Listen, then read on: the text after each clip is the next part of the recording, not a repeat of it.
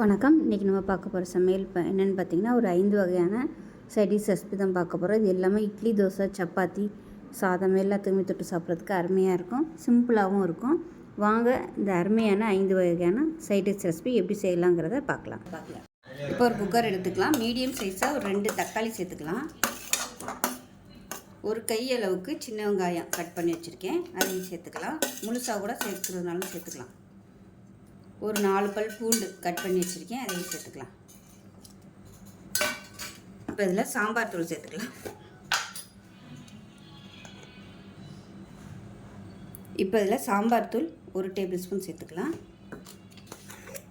இது கூடவே ஒரு 1/2 டேபிள் ஸ்பூன் கலருக்காக 1/2 டேபிள் ஸ்பூனோட கம்மியாக காஷ்மீரி மிளகாத்தூள் சேர்த்துக்கலாம். இப்போ இதில் கொஞ்சமாக மஞ்சள் தூள் சேர்த்துக்கலாம்.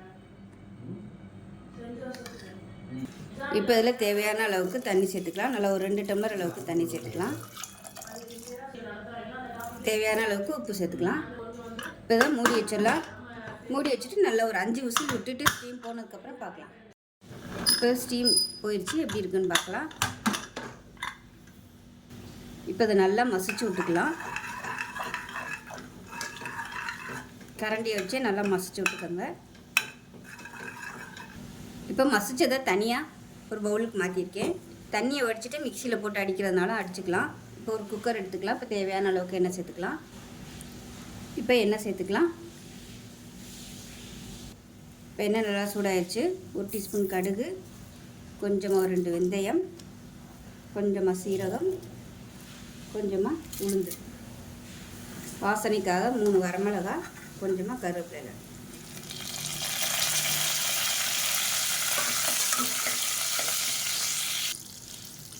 இப்போ இதில் ஒரு கை அளவுக்கு சின்ன வெங்காயம் சேர்த்துக்கலாம்.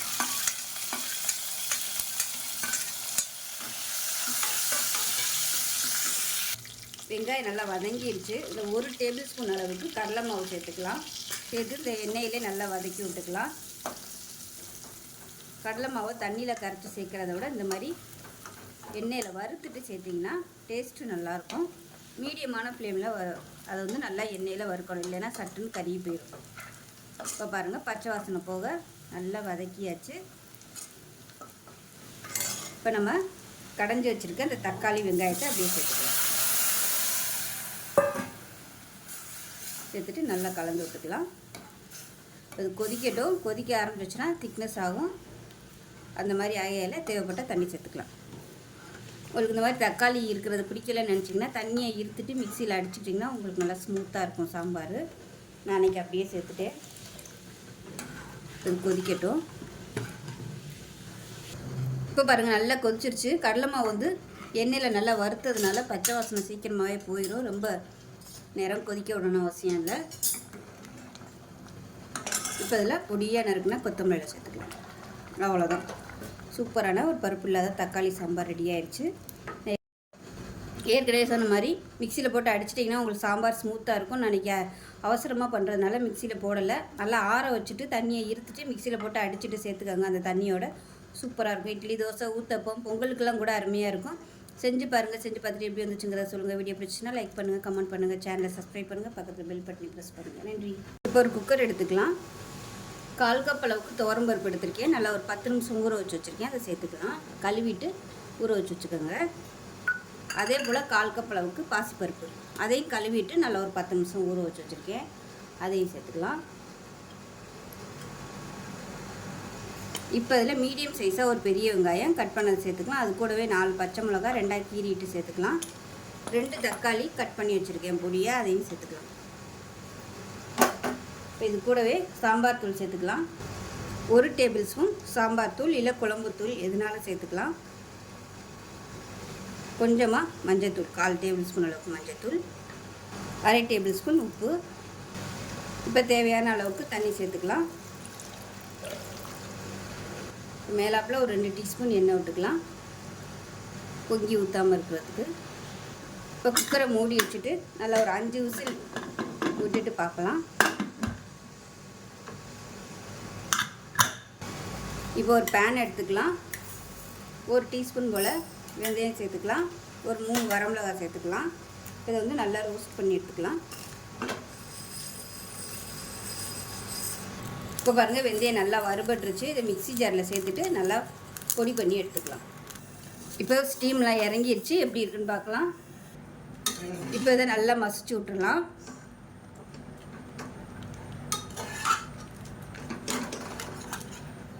ஒரு பேன் எடுத்துக்கலாம். தேவையான அளவுக்கு எண்ணெய் சேர்த்துக்கலாம். இப்போ எண்ணெய் நல்லா சூடாயிருச்சு. ஒரு டீஸ்பூன் கடுகு, ஒரு டீஸ்பூன் உளுந்து, கொஞ்சமாக ஜீரகம், 3 வரமிளகா, கருவேப்பிலையில் சேர்த்துக்கலாம். கொஞ்சமாக பெருங்காயத்தூள் சேர்த்துக்கலாம். இப்போ இதில் ஒரு கை அளவுக்கு வெங்காயம் சேர்த்துக்கலாம். வெங்காயம் நல்லா பொன்னிறமாக வதங்கணும். இப்போ வெங்காயம் நல்லா கோல்டன் கலரில் வதங்கிருச்சு. இப்போ நம்ம வறுத்து வச்சுருக்கிற இந்த பொடியிலேருந்து ஒரு 1/4 டீஸ்பூன் போல் சேர்த்துக்கலாம். சேர்த்துட்டு லேசாக வதக்கி விட்டுட்டு சாம்பார் எடுத்து இதில் ஊற்றிடலாம்.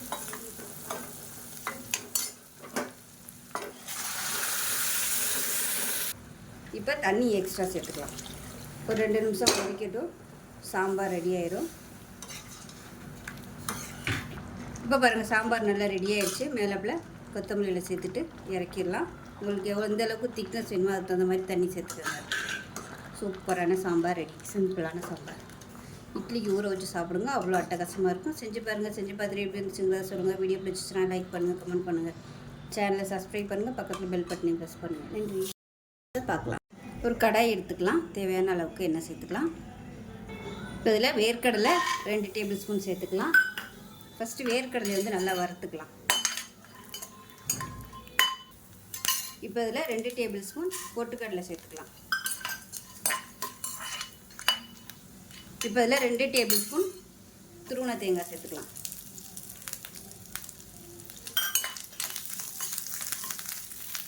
இது கூடவே ஒரு 6 வரமிளகாய் சேர்த்துக்கலாம். ஒரு 3 பச்சை மிளகாயை உடச்சிட்டு சேர்த்துக்கோங்க.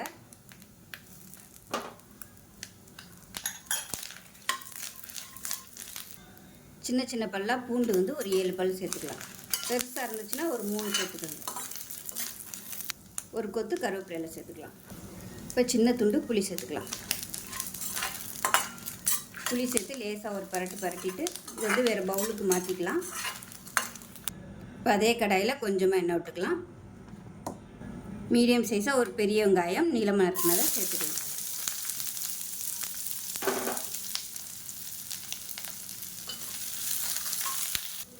இப்போ வெங்காயம் ஓரளவுக்கு வதங்கிடுச்சு. மீடியம் சைஸாக 2 தக்காளி சேர்த்துக்கலாம். கட் பண்ணது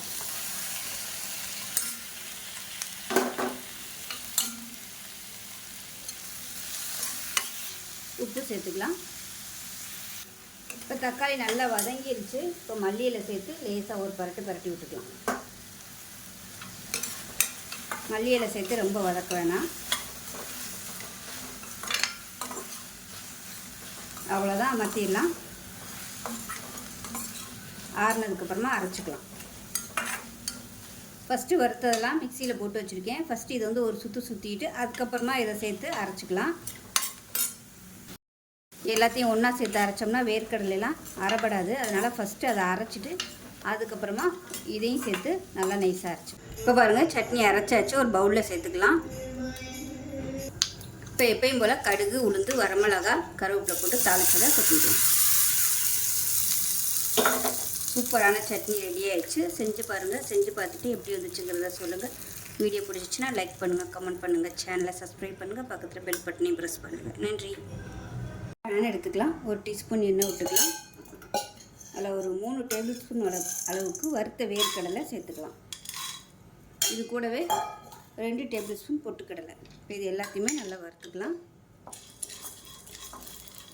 வேர்க்கடலை ஆல்ரெடி வறுத்தது தான். வறுத்துட்டு தோலெல்லாம் எடுத்துருங்க. இப்போ லேசாக அதில் வறுத்தா போதும்.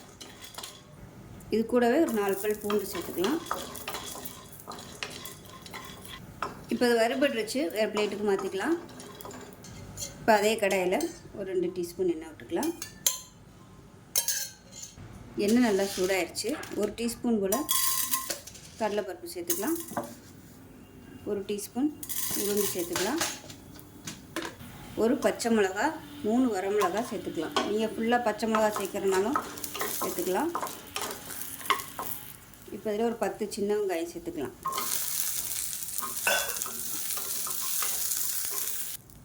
இப்போ சுண்டக்காய் சைஸுக்கு புளி சேர்த்துக்கலாம். இது நல்லா வறுபட்டுருச்சு. பிளேட்டுக்கு மாற்றிக்கலாம். இப்போ இதில் தேவையான அளவுக்கு உப்பு சேர்த்துக்கலாம். மிக்சியில் போட்டு நல்லா நைஸாக அரைச்சிட்டு பார்க்கலாம். இப்போ சட்னி அரைச்சி ரெடி ஆயிடுச்சு. இப்போ மிக்சியை அலசிட்டு தண்ணி சேர்த்துக்கலாம். இப்போ நல்லா கலந்து விட்டுக்கலாம். இந்த சட்னி தண்ணியாக இருந்தாலும் நல்லாயிருக்கும். இப்போ இதில் எப்பயும் போல் கடுகு, உளுந்து, சீரகம், வரமிளகா தாளிச்சதை கொட்டிக்கலாம். அவ்வளோதான், சூப்பரான சட்னி ரெடி ஆயிடுச்சு. இட்லி, தோசை எல்லாத்துக்குமே அட்டகாசமாக இருக்கும். தேங்காய் இல்லாத ஒரு சிம்பிளான சட்னி ரெடி ஆயிடுச்சு. செஞ்சு பாருங்கள். செஞ்சு பார்த்துட்டு எப்படி இருந்துச்சுங்கிறத சொல்லுங்கள். வீடியோ பிடிச்சின்னா லைக் பண்ணுங்கள், கமெண்ட் பண்ணுங்கள், சேனலை சப்ஸ்கிரைப் பண்ணுங்கள், பக்கத்தில் பெல் பட்டனை ப்ரெஸ் பண்ணுங்கள். நன்றி. அதான் பார்க்கலாம். குக்கர் எடுத்துக்கலாம். நல்லா தேவையான அளவுக்கு எண்ணெய் விட்டுக்கலாம். நான் வந்து கடலை எண்ணெய் யூஸ் பண்ணுறேன். எண்ணெய் சூடானதும் நல்லா ஒரு 3 டேபிள் ஸ்பூன் அளவுக்கு உளுந்து சேர்த்துக்கலாம். அது கூடவே கருவேப்பிலையும் சேர்த்துக்கலாம். உளுந்து நல்லா பொன்னிறமாக வறுபடணும். இப்போ உளுந்து லைட்டாக ப்ரௌன் ஆக ஆரம்பிக்குது. இந்த ஸ்டேஜில் நல்லா ஒரு 3 பெரிய வெங்காயம் நீளமாக நறுக்குனதை சேர்த்துக்கலாம்.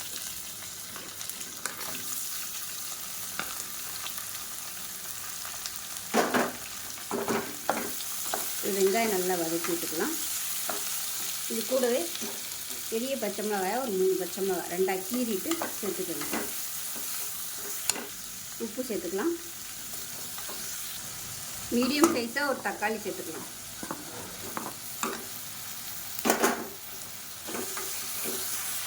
கால் டீஸ்பூன் மஞ்சள்தூள் சேர்த்துக்கலாம். இப்போ இதில் ஒரு 1/2 டீஸ்பூன் போல் சாம்பார் தூள் இல்லை குழம்புத்தூள் எதுனாலும் சேர்த்துக்கலாம். 1/2 டீஸ்பூன் மிளகாத்தூள் சேர்த்துக்கலாம். இப்போ தக்காளி நல்லா வதங்கிடுச்சு. மீடியம் சைஸாக ஒரு 3 உருளைக்கிழங்கு வேக விட்டு கட் பண்ணி வச்சுருக்கேன். அதை சேர்த்துக்கலாம். உருளைக்கிழங்கு சேர்த்து ஒரு பரட்டிட்டு இப்போ தேவையான அளவுக்கு தண்ணி சேர்த்துக்கலாம்.